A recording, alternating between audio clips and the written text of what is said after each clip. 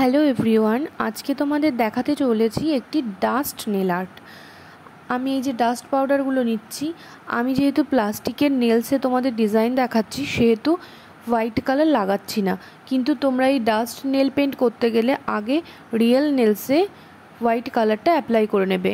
White কালারটা apply করার পরে একটু শুকিয়ে নেবে, তারপরে ডাস্ট কালারগুলো লাগাতে শুরু করবে। আমি নিচের দিকে একটা ডাস্ট কালার লাগিয়েছি আর উপরের দিকে আর একটা ডাস্ট কালার লাগাবো। আমি দুটো কালারের কম্বিনেশনে এই নেল আর্টটা করব। চলো দেখতে থাকো। আমি এই যে সেকেন্ড ডাস্ট কালারটা নিয়েছি সেটা আমি উপরের থেকে নিচের দিকে এত সুন্দরভাবে ব্লেন্ড করতে হবে যেন বোঝা না যায় যে আমি দুটো কালার আলাদা আলাদাভাবে লাগিয়েছি।